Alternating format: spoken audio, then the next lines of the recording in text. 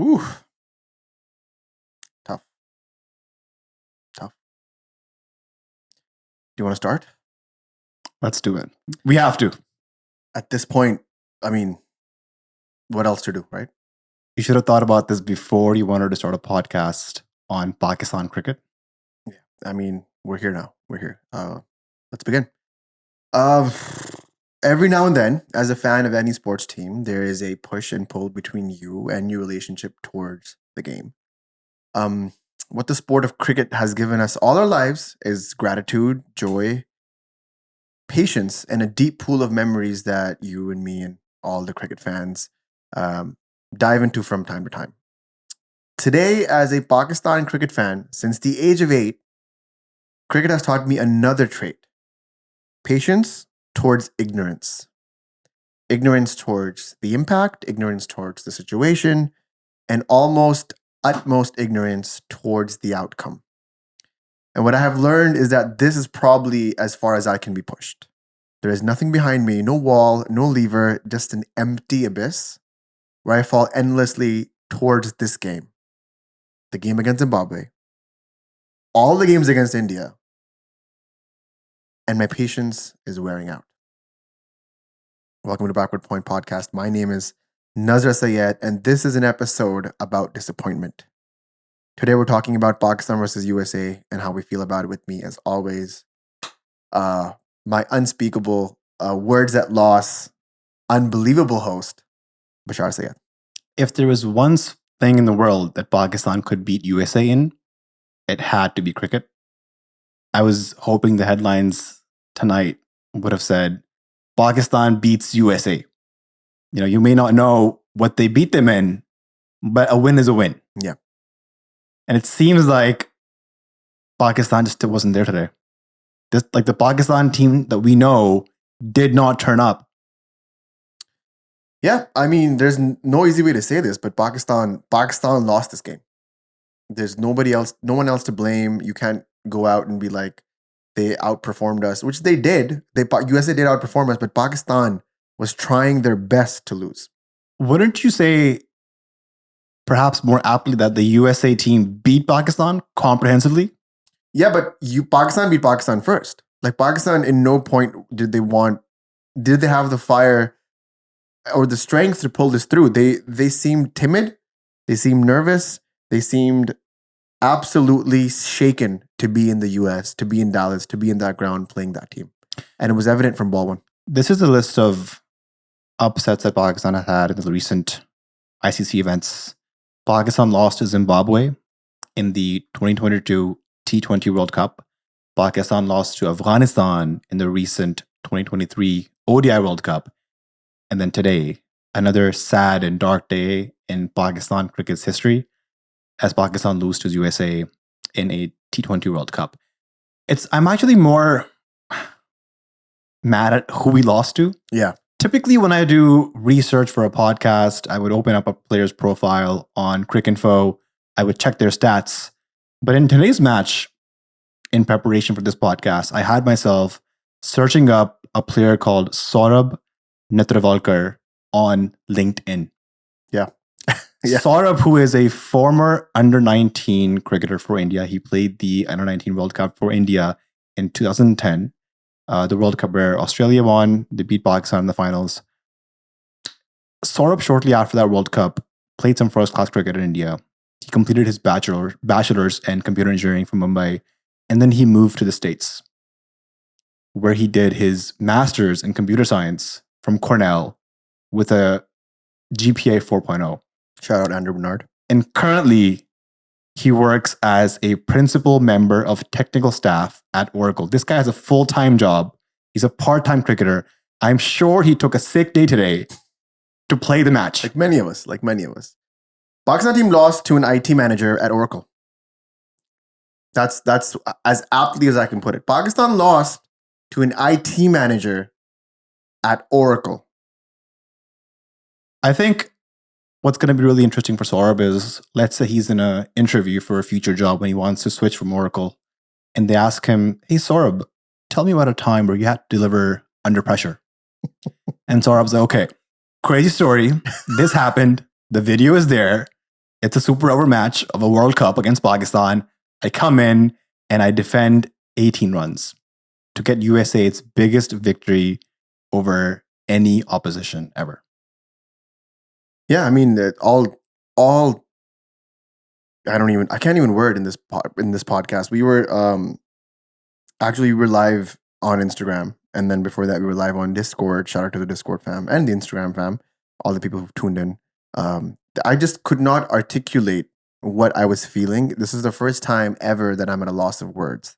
I don't understand how to process this, if I'm being extremely honest. I don't know where to begin with this. Like, do you go ball by ball? Do you go do you go phase by phase? Because if you go ball by ball, then Pakistan, apart from maybe 16 to 18 deliveries near the end of the game, they were not apart from those 16 to 18 deliveries, they were not in the game at all. Okay, let's go phase by phase. Pakistan won 0 of the phases. Like power play 1, and when they were batting first, lost. Maybe there was a moment where Babar and Shady were batting, and they had 47 off 3 overs. And then after that, straight up like nosedive, and then the bowling itself is it's in front of everybody. What happened there? What shocked me was the inability of Pakistan to take wickets. I think Pakistan cricket team on paper has the strongest bowling attack, one of the strongest bowling attack, I should say, in this entire tournament. They have a Champions Trophy and T20 World Cup winner in Mohammad Amir. They have Shaheen Shah Afridi, who is arguably the greatest Pakistan fast bowler right now. They have Naseem Shah, the prodigy, the dream, Lily, whatever you want to call it. And you have Haris Rauf, who bowls rockets and who's defended single-digit runs before in international cricket against a better opposition, against a tougher pitch. You back these guys all day, every day to come out and give you a win. Just could not take wickets. Shocking, abysmal. It wasn't like they dropped catches or there were chances missed. There were no chances offered. They couldn't crack the American batting. And what is worse than everything that I just said to you is that an IT engineer or IT manager from Oracle beat a $1 million or millions of dollars worth Pakistani cricket team. And secondly, the man of the match and captain of the Australian team was an Indian origin, Indian born cricketer. The USA team. Of the USA team. What did I say? You said Australian. Yeah, sorry. Of the USA team, of the American team, was an Indian born origin cricketer. This is the trailer to what we will witness on Sunday. This is not just Americans everywhere rejoicing, which I actually just saw a video right before we hit live of this white Gora American in front of the World Trade Center, because that's where they have the square where they're looking at the game, chanting USA, USA as USA as Shadab hits the last ball for a single. It's as if the actual match, the 40 overs between the two teams, wasn't horrific to sit through. We had to also witness a super over. Oh my God. Which was just like, I couldn't stand watching that. I couldn't do it. But I think let's just go, starting off with Pakistan innings, let's go over by over. And let's dissect what happened. So USA wins the toss. They opt to bowl first. They put Pakistan up to bat. And they start off with left arm spin. Now, this is a clear plan from the USA. They know Babar and Rizwan love pace up front. Babar's strike rate against left arm spin in T20 eyes is 116. Rizwan's is 120. And that's what they did. They just put up left arm spinners one after the other against them. And it was so disappointing to watch that innings. Rizwan gets out. Incredible one-handed diving catch. Perhaps a shot that Rizwan shouldn't have played towards the leg side or wherever he was trying to go. That early on, the USA bowlers were looking to extract as much movement from the pitch as possible. I think yesterday I put up a story on Backward Point saying the catch that Aqib Ilyas took of Glenn Maxwell was the catch of the tournament so far. But I think today's catch by Stephen Taylor of Mohammad Rizwan has overtaken that by a mile, one-handed diving to his right. In slips. And then Usman Khan comes in. And just I'm all for intent. I'm all for strike rate. You guys have heard me on the podcast. I encourage that. But when you're playing a left arm spinner, you're coming down the track, You're hitting him over long off. There's a fielder there, buddy. There's already a fielder there. It's like a high risk shot. You're already coming down the track, which is high risk, and then you're hitting it straight to the fielder. It's a power play. You could have headed anywhere else. You're playing a World Cup match for Pakistan. This is not you playing the PSL for Multan Sultans or you playing some club cricket for UAE. This is the real deal. And it baffles me that Pakistan has no other options to fall back on. Like, this is the sort of team selection we have on display that if Azam is failing continuously, if Usman Khan is not up to par, we have nobody to fall back on. Like, we have Abbas Afridi on the bench. Who picked this team? 7 people did, including an analyst that we don't know his name. It's one of those things. I'll tell you something that bothered me even more than that. That catch by Stephen Taylor showed us that the US wanted this win more than Pakistan because they don't want to jump ahead. But in the 20th over, Shaheen dropped a dolly of Aaron Jones, who is their one, the guy that you want to get out early. He's the punisher. He's the guy who's coming out and being ballistic. You drop him in the 20th over, chasing 15, defending 15. It just show, the contrast is who wants it more, right? Who has a dog in him, and it just goes to show that Pakistan were. I said this on the live, and I'll say it again. Imran Khan, the great Imran Khan, said many times that there are 2 kind of mindsets when you're going into playing a sporting event. I hope I don't lose this game, and then that changes the complete mindset and the body language of your demeanor and your style of play changes completely depending on that mindset. And then there's a second mindset, which is, I'm going to crush this. I'm going to win. And that changes your mindset and your body language completely because then you're more clutch, you're more aware, you're going for the kill. This is a great example. This match that we just witnessed is a great example of Pakistan going in with the, I hope I don't lose this game mindset, and USA going in, we're going to defeat this team mindset. I could not help myself by thinking about this many times throughout the game. And the main, the thesis that I have, it's supported by this evidence by just the Stephen Taylor catch and the drop of Shaheen on whatever that was mid-off. And just the overall body language of all the Pakistani players, like when they were coming to bowl in the super over or when they were fielding, just the lapses that they were making, it just seemed like they weren't fully there. Like, I understand it was hard. It was 38 degrees in Dallas. We had some people from our Discord at the match, and they were telling us how hot and humid it is. But I mean, at this level for a World Cup, you're playing professionally. There's no excuses. And to see our players not be fully there and making decisions with the mindset of, I hope I don't lose, everything just goes defensive from there. And there was nothing more defensive in this Pakistan innings than the innings from Babar Azam. The only positive we saw was the partnership between Babar Azam and Azam Khan, 72 off 48 balls. I know in this podcast, we've been very vocal of having Shadab bat up the order. Today he did. He went at number 5 after Iftikhar got out, playing a lap shot, which I personally thought the shot was on. Fine leg was in. The guy's bowling at good length deliveries. He just missed timing it. If he had gotten that, it would have lapped over the fielder for a boundary. And he's executed that shot to perfection in the past few series.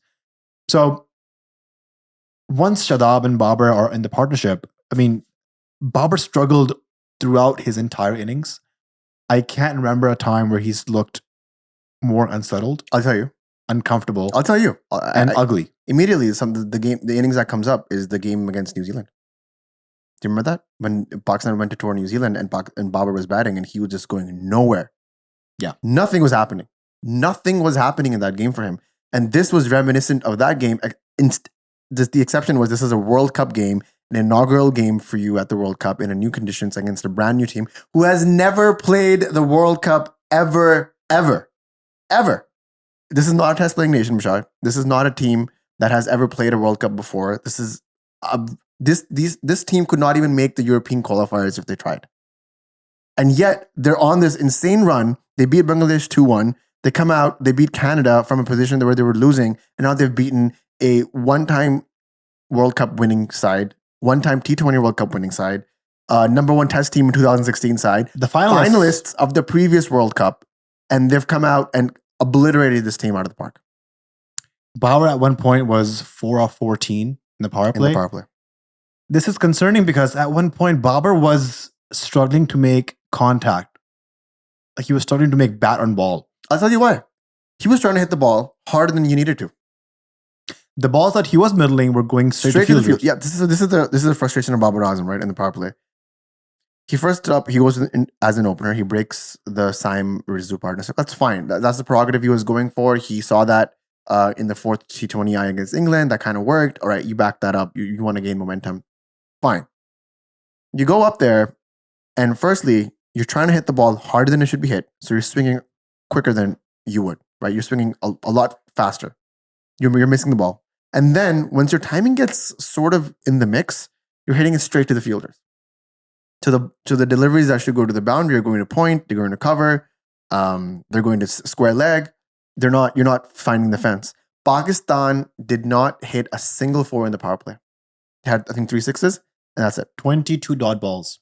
So they were struggling 14 coming from Babar. And they were struggling to even like take singles, hit the ball in the gaps. My question here is Babar finished his innings 44 of 43 balls, 3 fours, 2 sixes, strike rate of 102.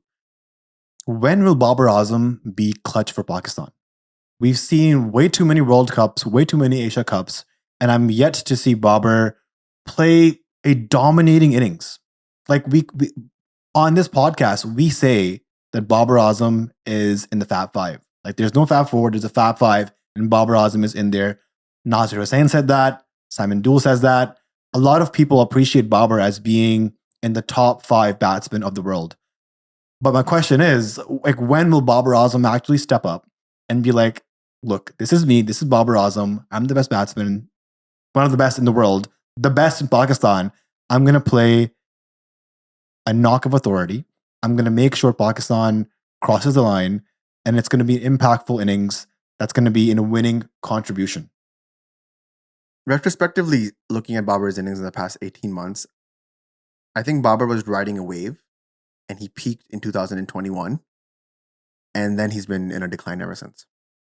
I think that's just the honest to God thing. And then you go over Shaheen's head, and you ask him to take captaincy again. A player who is already under pressure, who hasn't performed in a magnificent way in a very long time.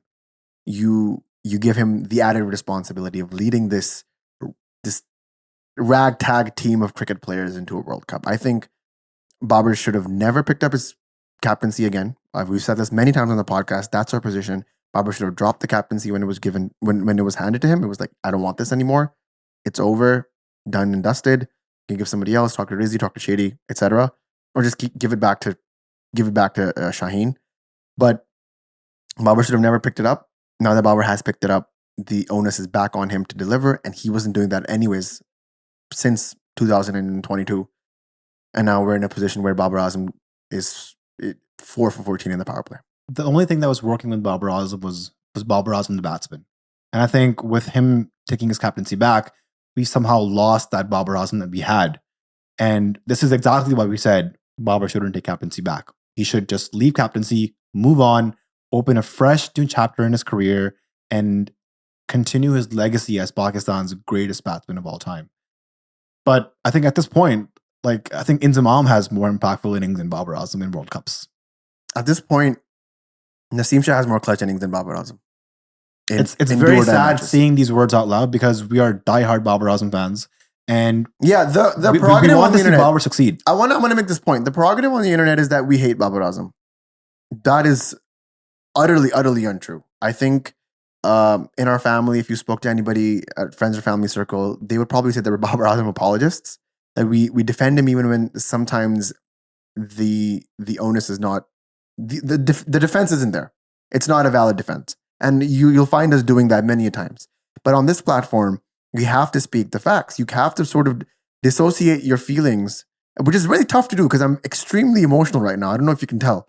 I'm extremely emotional right now because, like I said in the intro, this team, this sport has given us so many memories, a deep pool of memories that we find ourselves diving into back and forth, right? And right now, I just want to drown in those memories. Because honestly, I want to just sort of digress here. You bought your son Mikhail a Pakistan cricket Matrix onesie. Yeah, he's in Pakistan right now. Yes. And he was born the night before the India versus Pakistan ODI World Cup match that just happened. And Mikhail, if you're watching, this is if YouTube is still there, if Backward Point is still a thing, we're sorry to pass on the trauma from one generation to the next of Pakistan cricket. I wonder if he wants to support Canada or if he wants to be a basketball or an ice hockey fan even. Yeah, honestly, at this point, so I called Simran, my wife, and I told her to put him in the onesie, and she forgot. She was busy, it was a hot day, etc. So she forgot to do that. And after the game ended, she called me back, and she's like, "Do you still want me to do it?" I was like, "Just put it away." At this point, put the onesie away. I don't know if I can handle. I don't know if I can do this to him, because this is an inherited love. Like, we saw our dad be obsessed with cricket, and then our entire family, our uncles, but on both sides, obsessed with cricket. Like, we would have cricket nights. We would have cousins coming over playing like one tip cricket, gully cricket. We would play tournaments in Karachi with our cousins, our family. This is like in our DNA. And as far right now as disheartened as I feel, and maybe a part of me wants to keep Mikhail away from the game for a bit because I don't want him to feel the way I do. I think it's in his DNA as well. At this point, his Chaju and his dad do a podcast, bro. There's this bat over here, and we gave it to him before he left, and he was like holding it up as he was standing. Yeah. And it seemed like he had a pretty good grip. I don't know if he's going to be a lefty or righty. Yeah, and we don't know that. But at this point, he at this point he follows the Saudi Arab versus Pakistan football game more intensely than he followed this USA versus Pakistan game. And it's, again, like I said, it's really hard to dissociate these feelings because your family's involved. Everybody's like impacted by this. And then you and I have to come out and be straight-faced and spit facts and talk sensibly. And it's tough. It's extremely tough to do that when you're so emotionally invested in a sport, in a team. I think this is why we picked up the mics in the first place and we started this podcast, is because somebody had to guide me through the feelings of those utter losses when Pakistan was like just terrible. That 2014 to like 18-19 spell, when just ODI cricket was just not happening for Pakistan. You have a win or two here where you feel great, but this tournament, the way it started, it's feeling more like the 2016 World Cup, the T20 World Cup for Pakistan than it is for the 2021 or 2022. And I can't believe this, but we've seen this team peak and now we're seeing it being completely obliterated. And it's tough because you've invested too much in these players. And at this point, Backward Point, to the grace of God and people supporting us, has come to a point where when Shadab gets out, that's my boy, bro. Like that we spent time with that guy, Naseem. Like, we broke bread with him. And we've been privileged enough to be in a position where we have friends in the team and we're seeing them. It's such a different relationship now. Like, it's you. I think what I'm trying to say is the pain exemplifies, it magnifies, because not only is your national team losing, but those are your friends losing as well. And I don't know how to manage those feelings. I don't know how to sit with them. I find myself pacing a lot. I find myself just being lost. And this is why I was on Instagram. This is why you were on the Discord server. We're trying to hear somebody else's opinion. Maybe it'll guide us towards a better place. But as it stands right now, I'm just distraught. I'm destroyed. Yeah, I hope this Pakistani team knows that the Pakistani people in Pakistan and overseas are heavily invested, not just emotionally, but sometimes even financially. One of my friends is going to watch the Pakistan versus Canada match all the way from Toronto. He's driving to New York, spending gas money, taking time off from work, making this a road trip with his family. And yeah, so there's a lot more than just emotions involved for a lot of the people here. Yeah. And yeah, it's hard to imagine what these players are going through because like we know some of them and we just try to empathize, and it's hard. Like, I imagine, like, what must Azam Khan be going through today? Just a great segue, by the way. And the notes that said, like, what must Azam be thinking? I'm sure the team management backed him up. They've been backing him up for the past 6 months. Syme, unfortunately, got lucky, so he's on the bench. Got lucky not playing.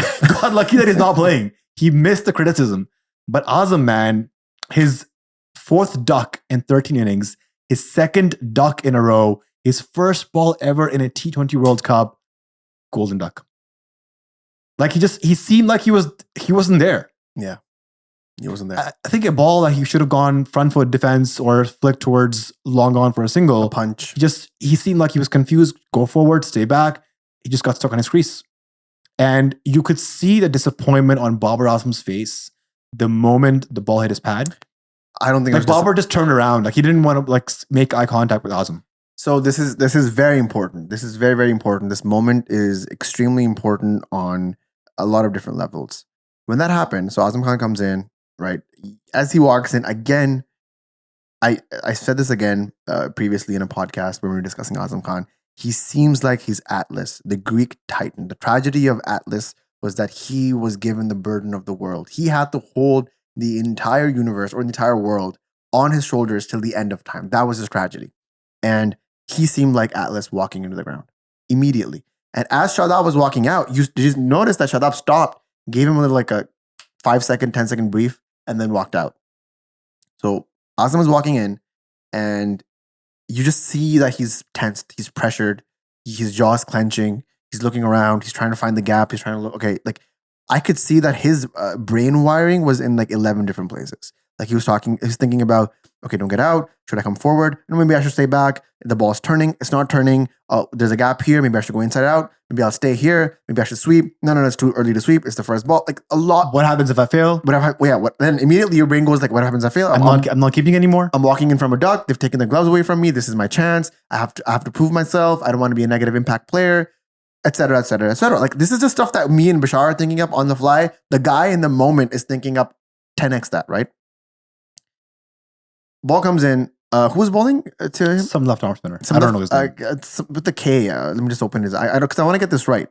Kenjige. Kenjige was bowling in, and Kenjige had actually really good figures. I think he took 3. Yeah, Nishtosh Kenjige took 3 for 30 and 4 overs. He was the one who also opened the bowling. So Kenjige is bowling, and he just picked up Shadab. So Kenjige is feeling great about himself. And as the ball is pitched, and my immediate reaction, because I've played some cricket, you've played some cricket, we know what happens in situations like these.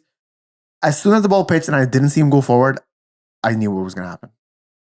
And so he doesn't go forward, he doesn't go back. He sort of plays a nothing shot, hits the front pad and skids over to the back pad. And Azam says, "Nahi laga, nahi hai." And he like shakes his head. Did you notice that? He shakes his head as to telling, I don't know. So that was the moment where I was like, oh, he's not even here. Like you think he was in denial? He was in denial. Like he was trying to tell himself or convince himself or just to tell the universe, oh no, don't do this to me. Nahi laga. This is not out. And the finger goes up. And that wasn't when that was not the moment where Babar Azam was that moment you're talking about. Babar was not sad, upset, disappointed. He was angry. This is the difference. It was pure anger. And when Azam walks up to Babar, he's like, Babar is shaking his like, this is out. And he still goes for the review. Thank God it was umpire's call, or that you would have lost that review as well. That's when Babar turns his back on Azam Khan. There was no communication. I noticed that moment. They were not talking to each other.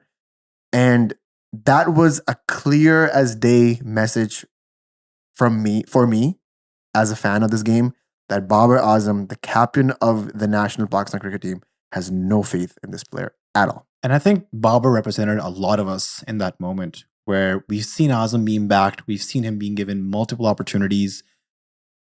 Players like Azam, like there's not a lot of examples in Pakistan cricket who have been backed based off of potential. And I think it's going to be another tragedy in Pakistan's history that Azam will just be another what if player. Like what if he had gotten lots of sixes against spin? What if he was that guy for us in the middle overs, would come in and smash the ballers and up Pakistan's strike rate during the middle overs? You know what's ironic? Babar, like Azam Khan will probably never wear the green shirt ever again. And I'm saying that with like an 80-90% confidence. And this is coming from a person that was not a Babar Azam, that was not an Azam Khan. There's so many Azams in the team, bro. There was not an Azam Khan believer. This is coming from a person that was not an Azam Khan believer and after seeing him bat, I was convinced that this is the person to lead Pakistan in his middle order. And then seeing that trust being destroyed, it has become, it's come to a point where I'm like, the irony of this whole situation is that he will never wear the green shirts again, but I'm very sure he's going to go and win like more league championships. I'm very convinced because he's 24 years old. He has at least 10 years of league cricket under him that he will play. In 10 years, if he plays 2 to 3 leagues a year, that's 30 leagues. You don't think he's going to win another one? He's definitely going to win another one. I think that's the irony of this whole situation. Whatever happens with Azam going forward, he would likely get dropped.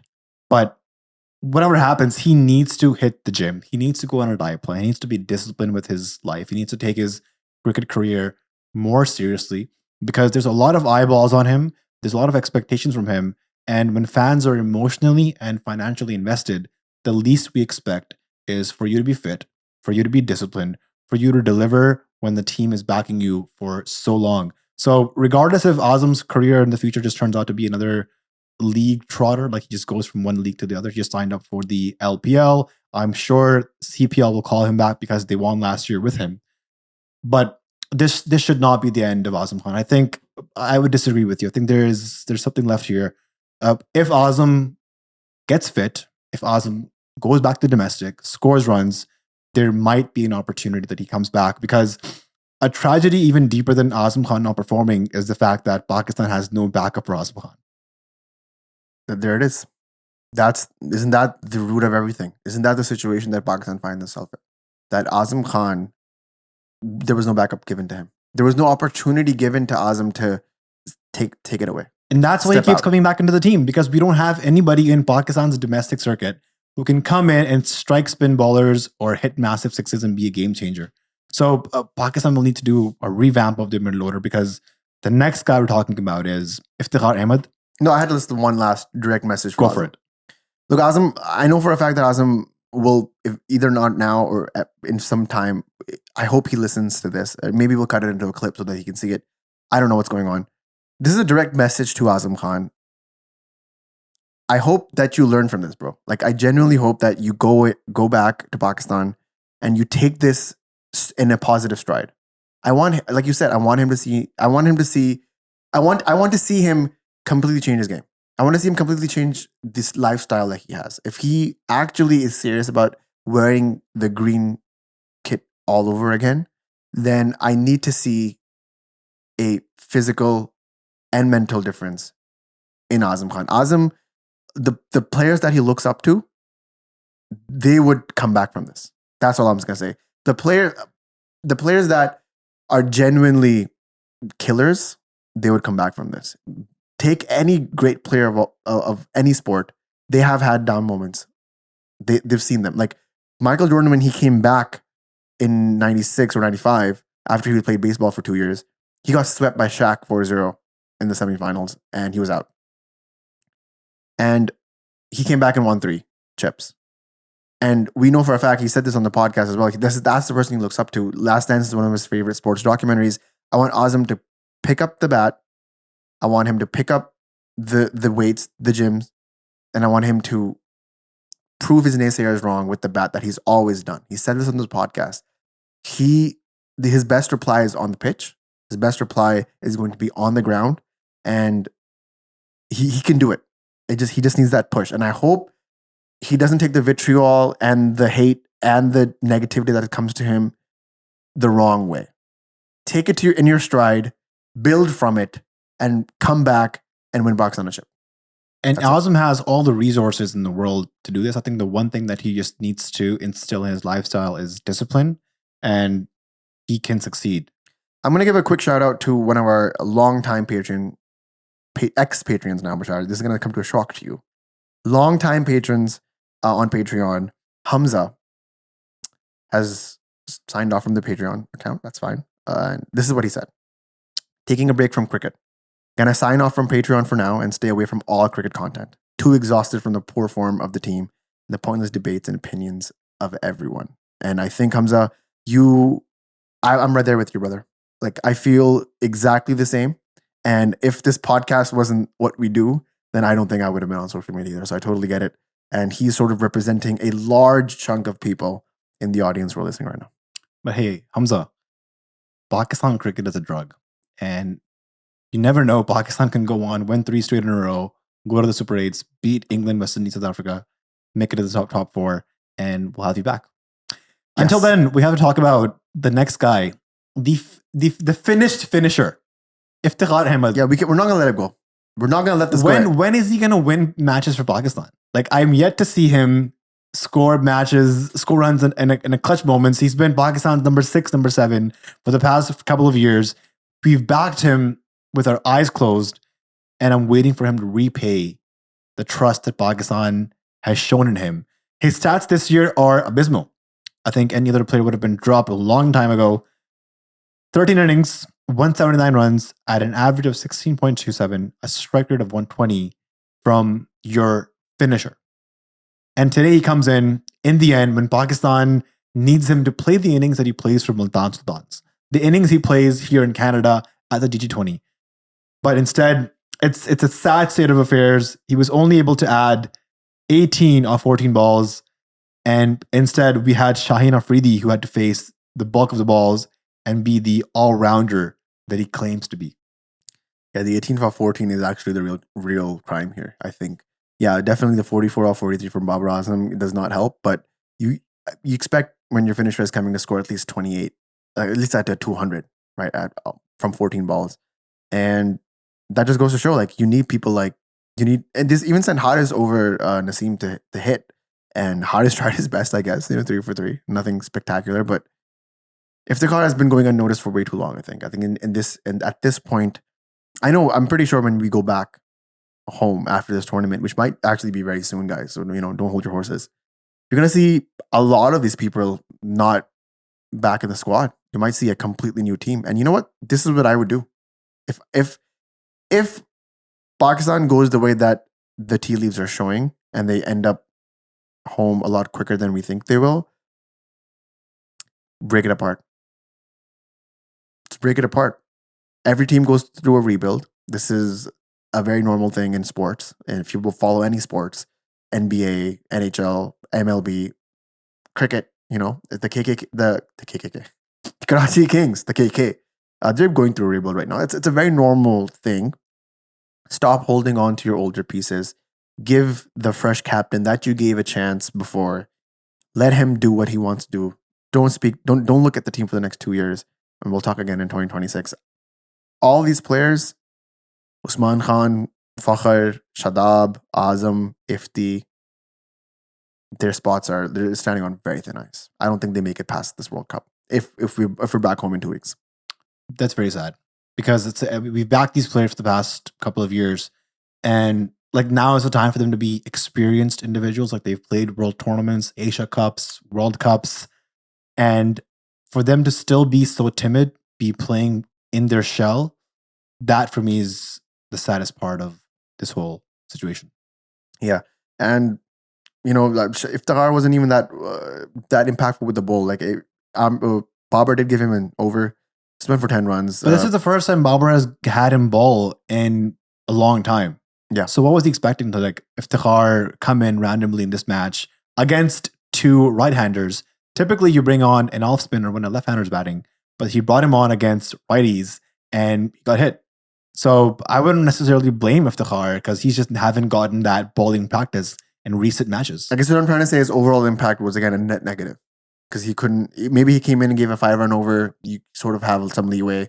He has some impact. Also, his fielding. He was on second slip, dropped 2 catches. Why the hell was he standing so deep and he so didn't wide? After the ball went through Rizwan and Ifti, he didn't move. He was still there. I had flashbacks of Shoaib Akhtar versus Ross Taylor, 2011 ODI World Cup. The ball goes in between Kamran Akmal and Yunus Khan at first slip. A lot of people on Twitter were posting heritage moments from Pakistan cricket. The very infamous Saeed Ajmal Shoaib Malik, the Yunus Khan, Kamran Akmal, and now this. Like, there's many moments where you go and look back and you've seen this over and over again. Pakistan team, man, it just keeps giving. What can I say? It also keeps giving wides. Pakistan gave away 11 wides. That's a good one. I respect that. Please continue. Pakistan gave away 11 wides. And I think the one thing I want to mention here is that, so Shaheen starts off, goes in for the Yorkers, sure. But I think you need to be more adaptable on this level. Like, the pitch is supporting you. There's some movement off the pitch. Why not ball some good line deliveries? And then the second over, I noticed, because our stream is break free, we can see everything. Naseem Shah was coming into ball. Babar stops Naseem, calls in Mohammad Amir to bowl the second over.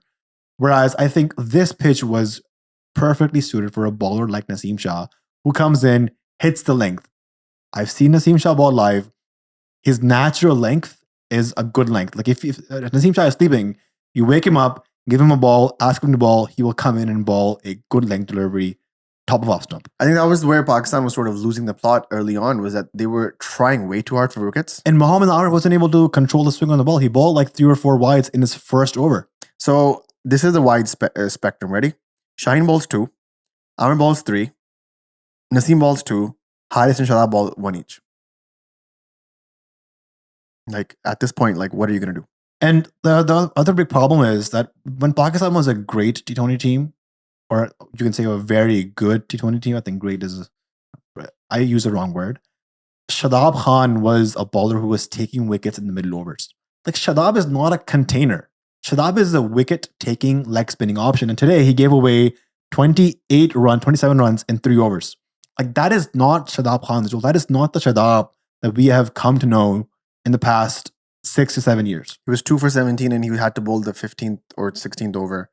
And he did exactly what we said we thought he shouldn't do. We just bowl Aaron Jones in the slot and he got hit for 6. They just showed Aaron Jones' strong zone. They showed the wagon wheel, right? Against Canada. And we were like, oh, don't bowl him there. And guess both him and Haris Rauf in the last over did the exact same thing. Bowled him in a slot and they got hit for mid-wicket 6. Like that's just, even I would be, if I was like, I'm a leg spinner, I'm nowhere as good as Shadab. And I know for a fact that if I'm bowling to Aaron Jones, I will keep it off of an off stump. Wide. Let him reach for it. Let him slash it. I'm not going to give him in the block hole where he can just free his arms and go for it. As great as Shadab was today with the bat, like he literally pulled Pakistan out of a hole, I think his role has to start off with him being a wicket-taking bowler. And like looking at Shadab, he looks like he's lost confidence in bowling. He's not. I think he was relying more on his goolies than his stock delivery. There was like the stock delivery was nowhere to be seen. That's what I was baffling to me. Like I think someone please fact check me on this. I don't know how they would.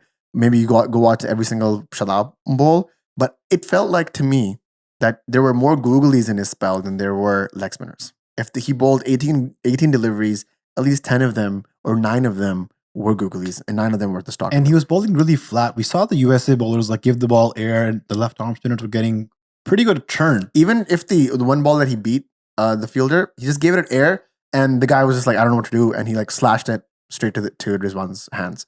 And I think that's where, I mean, those sort of things. Like, yeah, I mean, even we're so pissed off. Even Bashar's light is malfunctioning. It's turning red. And like those things are where the frustration was, because USA was playing their basics extremely well, and Pakistan was trying to do too many things at once. When if they just played their basics well as well, they probably would have had this in the can.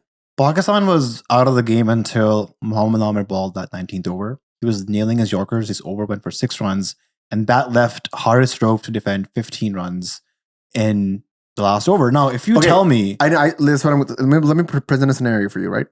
Isolated opinion. This is you from 18 months ago. I tell you, hey, $1 million. Who would you bet on? Haris Rauf has to defend 15 runs against USA in a World Cup match. Haris Rauf, eyes closed. I would say, can I double the money? Betting is haram, though. Yes. But I would definitely be like, okay, in what world does Haris Rauf not defend that? Yeah. And I know he's coming off of an injury, but you're fit, you're match fit, you're playing the match, and you're Pakistan's best death bowler. And when it matters in crunch situations, you're not able to land in your Yorkers. Like, he wasn't able to defend. At one point, the score was 12 off 3. Gets it for a 6 by Aaron Jones. I understand Shaheen dropped a catch. That could have changed the game. New batsman in, dot ball, and more pressure, right? But Shaheen dropped him. Aaron Jones hits a 6. And last ball, 5 to win. Nitish Kumar, who, by the way, is a Canadian. He's a friend of a friend. And he moved to the USA, qualified for the USA team, played minor league cricket, played major league cricket, and now he played probably one of the most impactful boundaries for USA cricket in their current history as it is today. I think that was kind of a slap on the Canadian cricket's face. Like Nitish Kumar just being like, not only am I going to beat you guys, I'm going to beat a test playing nation who has won 2 World Cups. I mean, his 14 off 4 were impactful. Like at some point, we were like, hey, maybe Nitish is going to choke it for the Canadians, but he had different plans. And I keep going back to the extras, man. 11 wides, you can't do that. And then we have to come to the Super Over at some point. We have to discuss it. We have to dissect our feelings Before that, just one thing. I was absolutely livid when your plan is to ball Yorkers. Why do you have the mid-off fielder in? Like the ball went over Shaheen's head.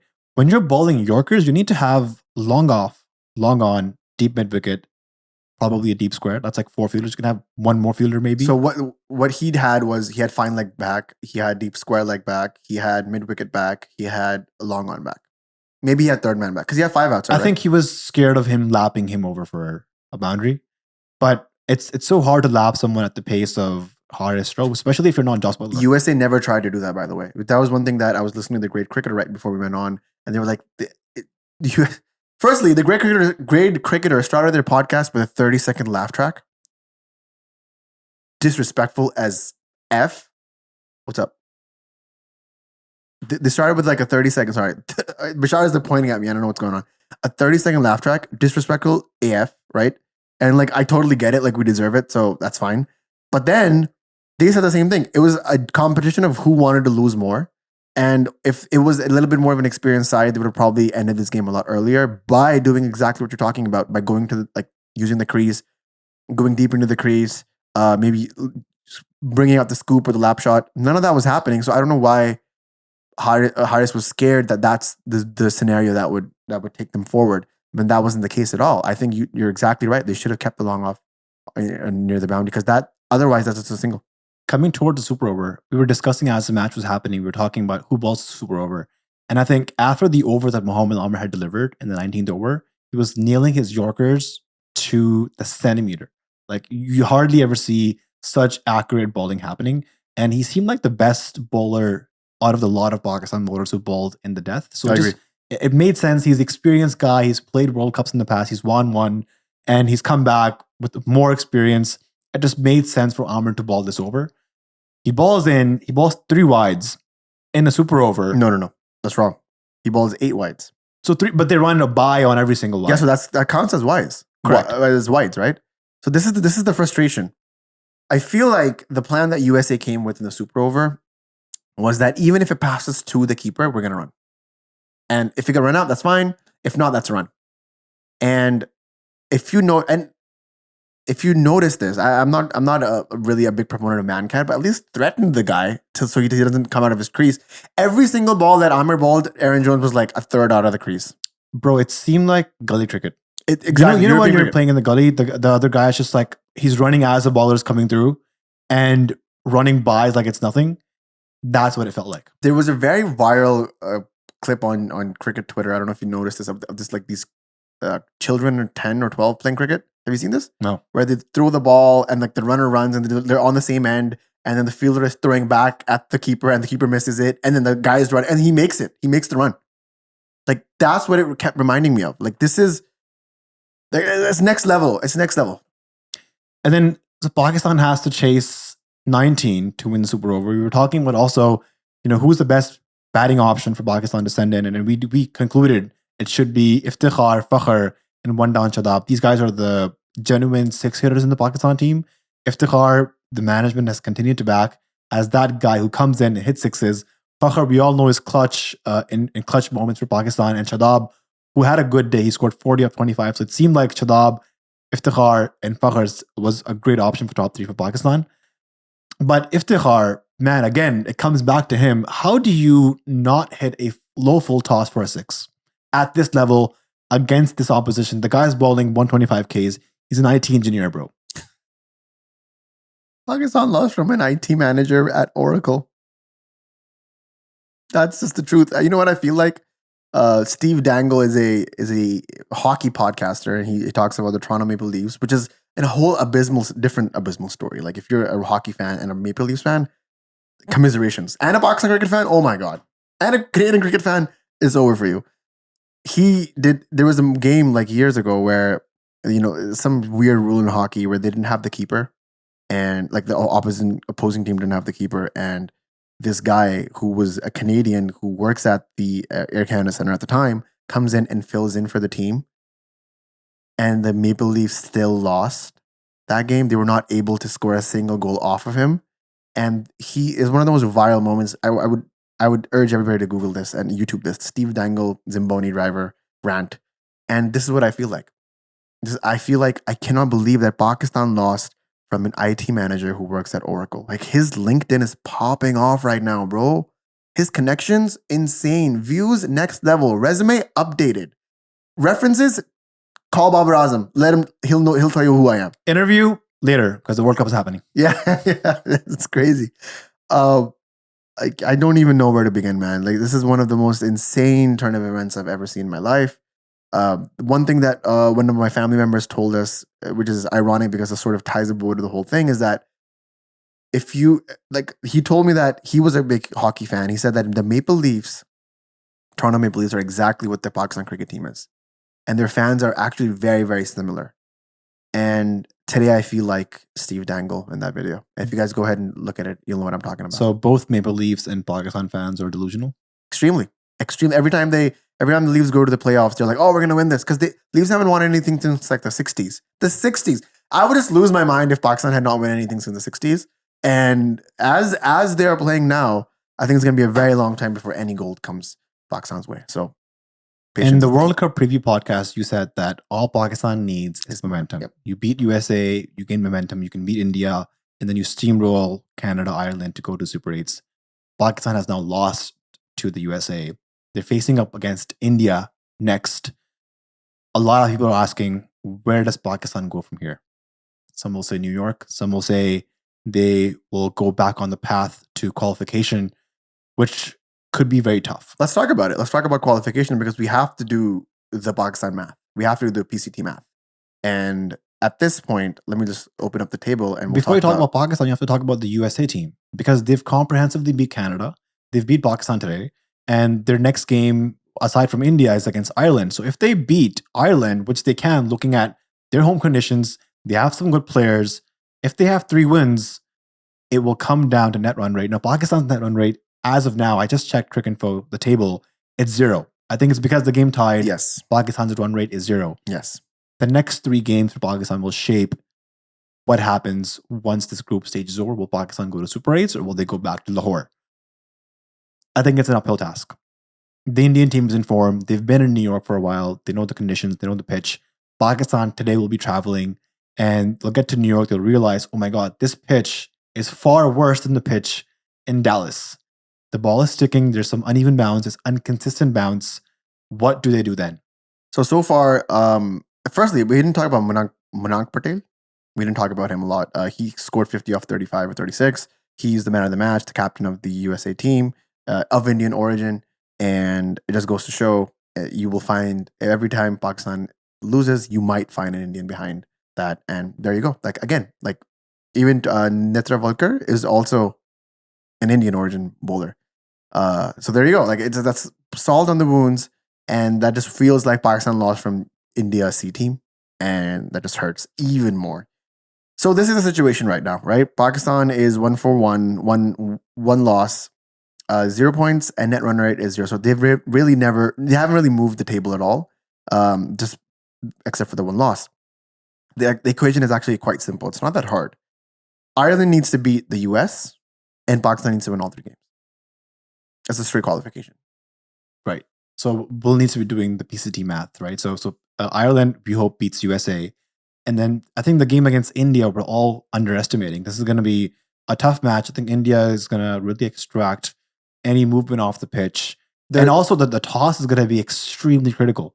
You win the toss, whatever team you win the toss, they're going to bowl first, try to put the opposition under pressure, get them moving around with the pitch. And then once they have a total in mind, they can then pace their innings in a way to chase it down. 2 things will happen. Either what happened in the Cricket World Cup 2023, where Pakistan was bowled out for 194, if they bat first, or what happened in the Champions Trophy final where Pakistan scored 336. It's all about how the boys pick themselves up from here. Either it's 84 for 0 or it's 152 for 0. Sorry, let me say that again. Either it's 84 all out or it's 152 for 0. There's no other way. And at this point, it looks like it might be the one before, right? And at this point, it's tough to say what will happen on Sunday, but the vibes are not good. Um, the I just can't even imagine what vitriol, what complete anger that Babar Azam was probably in when he was in the dressing room, what speech he gave, what did he tell the boys. We were talking to Shamil on the live podcast, the live stream on Instagram, and he said two things. He's like, if your captain comes out and the fingers are pointing, team is done. But if your captain comes out and he talks in a general speculative manner and brings the people up, then you might have some chance. And I don't know what Babar Azam shows up, because the last ball that went for 4, the cameras are on Babar. I've never seen him this angry. I've genuinely never seen this man this pissed off. He was yelling, he was screaming, his hands were up, he was pointing. You could see him swearing. You had to get Fakhr Zaman to calm him down. Fakhr calmed him down. Gary Kirsten calmed him down. By the time he came back into the dugout, you could see Gary and him like having a one-on-one, like, hey, relax, we got this. And that's telling me that this has gotten to him. That it's not about right now, it's not about the US. This is about Zimbabwe. This is about Afghanistan. This is about the Cricket World Cup in 23. This is about the final in 22. This is about the semi-final in 21. This is all of that culminating to this. The one change I think we'll see for sure is Imad. If he's fit, he'll come in for Azam. Or if he's not, what happens? Just play 5 pictures, bro. Bring back Abbas Afridi. You have no batting if Azam isn't bat. You have no batting. That's correct. And that's the problem. So, like, let's say, because I am very dubious about Imad's form. They might rush him and be like, yo, you got to play. I don't care what happens. You have to play. They might do that. And I think there's two changes coming in. I think they play Simon against India. That's going to be a bold move. They do it. If he plays, he's not opening. Because Rizwan and Babar both hate going one down. Yeah, so I agree. I think I see Usman Khan sitting out after that shot. I think Usman Khan stays. I think maybe they might even like put Saim Ayub in the middle order, or just shift everybody down one. Like Saim Ayub 1 down, Usman 2 down, Fakhr 3 down. Maybe you'll see that. Yeah, but I think most likely Imad might be fit. So it'll just be swapped for Azam. I am actually more scared about Imad's form. I think that they're hiding something. I think Imad random side strain before any game. Come on, bro. I think Imad is clutch. Like we saw him. I'm talking about his fitness. Sorry, I shouldn't say form. I should have said fitness. There's something going on there. Yeah, there was no official PCB release on his fitness. We heard Babar say it in a pre-match press conference to the media that Imad has a side strain. He'll miss the first match, but he'll be available for the next one. Like he hopes he's available for the next few matches. So it's something to keep an eye on. But I think for now, we're all sad. We're all dejected. The ICC also did say about the pitch. We were mentioning the pitch, how there were so many demons in that. The releases came out during the Pakistan-USA game that they were talking about that they're going to do something about the pitch. We hear the concerns. They might roll it. They might water it. They might want to grow some grass on it. They might use a different strip. I don't know what's going on. But the pitch, you might see a different pitch. So that's all I'm saying. So you actually, if Pakistan bats first, you have no idea what's going to happen. There's been some criticism lately of Pakistan players having sold tickets for a dinner. You know, players go out all the time. They have personal lives. Some in the 90s and 80s, in the early 2000s, they would go out and party, nightclubs, chill out. There were no phones at the time, but you didn't know. But now I think players like to go out. They like to switch off from cricket and go out and have fun. So I don't think there's a huge issue with them having a dinner when they're on tour. Like, in what world is Abbas Afridi coming back to Dallas to play cricket? Right? It's just tough for that to happen. MLC. If he gets picked. But just saying, like, a lot of players might not come to the USA again for cricket as part of the Pakistan team. So I don't see anything wrong with them having a dinner with the fans. What is this again? I'm not really sure. So there's an event happening. I think it's in Dallas. Tickets are being sold. Wait, it hasn't happened yet? I'm not sure if it's happened or if it happened already. But if it hasn't happened yet, it's not happening. I got to confirm this, but tickets being sold for $25. It's branded as dinner with the Pakistan's players. Okay. And I think Khadab is going. Azam is going. Azam Khan? I saw a few other names on the poster. None of these guys are going. They might have sold tickets. There were sponsors involved. Did you see the video of Shadab Khan when he took a picture with a lady in Dallas and she was like, "Ab chakki kyun kha rahe?" That was in the UK. It was in the UK? Yeah. They're not going anywhere, bro. That's one lady. Imagine maybe like 500 to 800 Pakistanis who paid to see these guys. What are they going to say? if this event has not happened, I'm not sure if it's happened or not. Can you check? If this event has not happened, A, it's not happening. B, I am actually on the opposite spectrum of your opinion, which is no, don't go out with fans. Like, I don't care if these fans are not going to see these players ever again. I'm never going to see the Beatles again. Oasis might never become one again, even though the brothers are alive and well and healthy. That's not a point for them to go out and have this dinner. And at this point, I just want all of them to be focused on one thing. And you know what? The counter argument is, hey, they might be focused, but it's just one night. The messaging that's going out is that we're not focused, even if that's not the truth. And after this game, after what's happened now, there should be no event.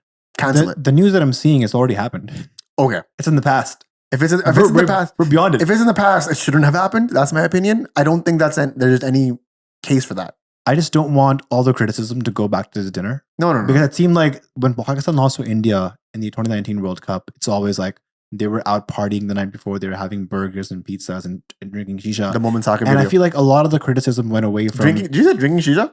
Smoking shisha.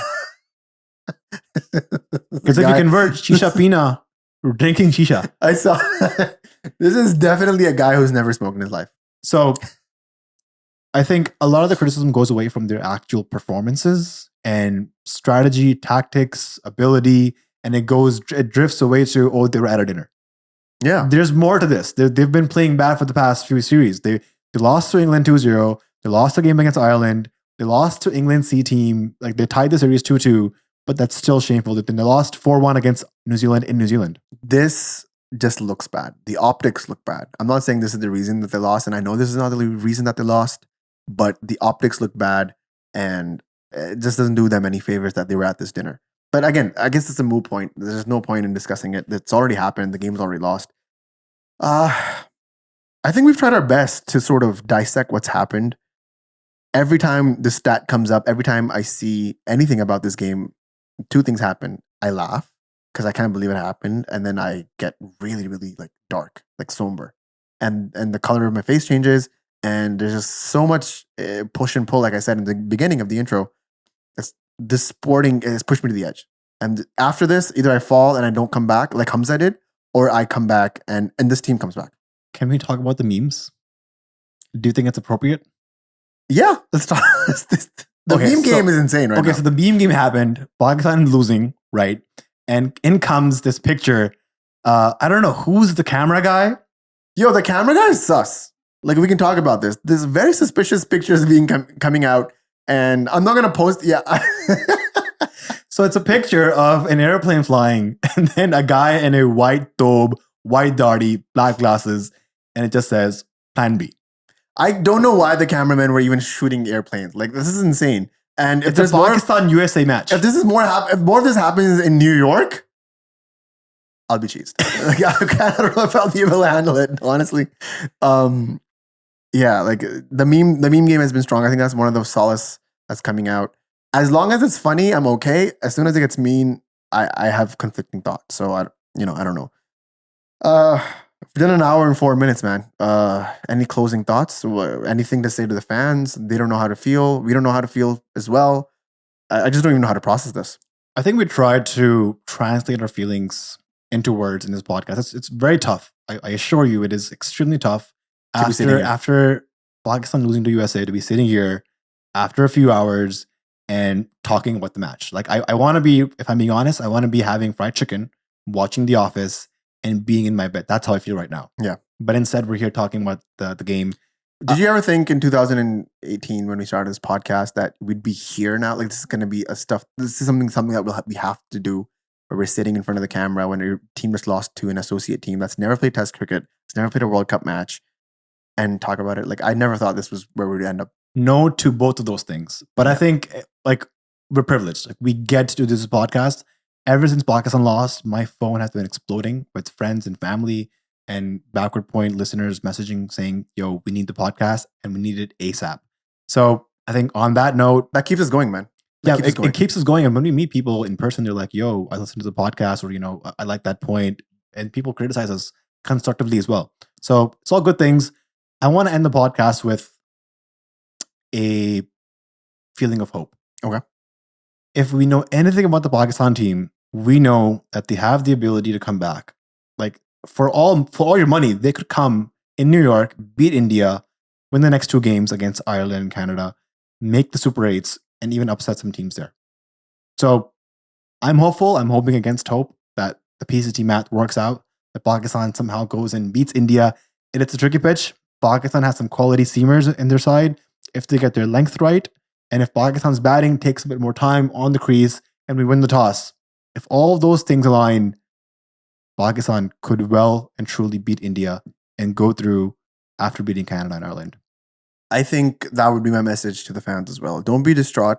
Don't be disheveled. Do not be disengaged. Still 3 games left in this World Cup. And just remember, this is the team that came back from the 2022 World Cup. They lost against Zimbabwe. They found their way back. They lost against a very small team in the 92 World Cup as well, right? I believe that. Who's the team that lost again? I'm not sure, but they lost a lot of matches. They lost a lot of just games. made it on Yeah. that run rate. So it's happened before. It might happen again. Don't be distraught. Find hope. This is the Pakistan cricket team.